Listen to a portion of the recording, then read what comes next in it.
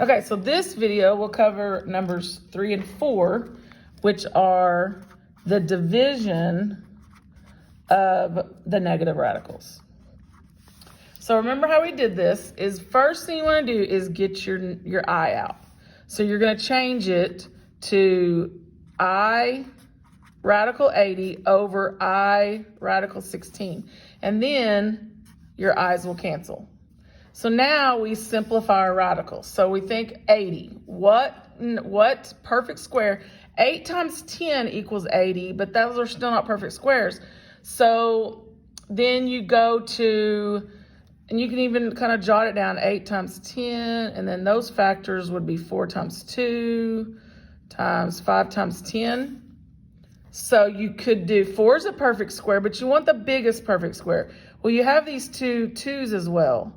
So you could actually do 4 times 4, because you have a 4 here, and then put those together. 4 times 4, which is 16. So 16 times 5 should equal 80. Let's check. And it does. So I'm going to break that apart. 16 times 5. And then 16 is a perfect square. So that one's 4. So then now we take the square root of 16, which is 4. Radical 5 is the leftovers over 4. And then now that these 4's are both outside the radical, those can cancel just like the i's did. And so now the only thing left is radical 5. And that is your answer. Okay, so now we're going to do a multiplication.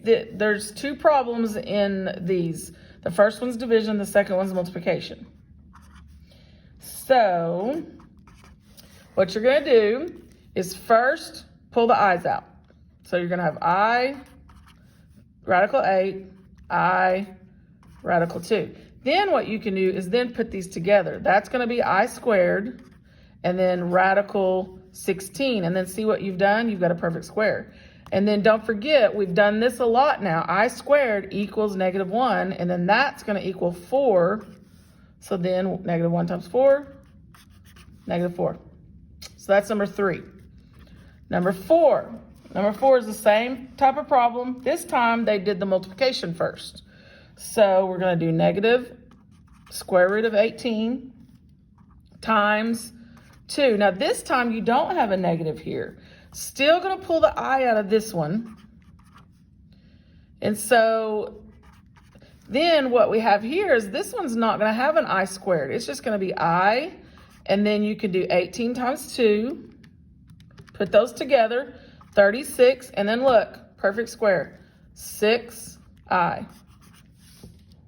Okay, last one on this video is going to be division again.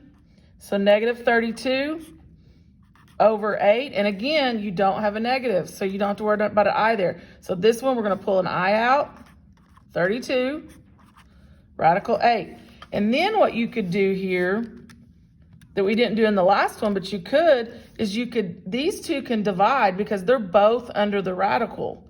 So we could divide those and you end up with I radical 16, and then look what's happened. We have a perfect square. Square root of 16 is, I'm sorry.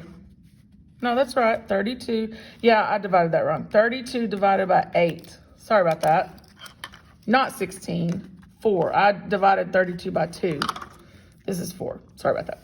Okay, so 32 divided by 8 is 4. Then it's a perfect square, so it's 2I. And there you go. Those are your example division and multiplication of negative square roots that you might see on the test review and test.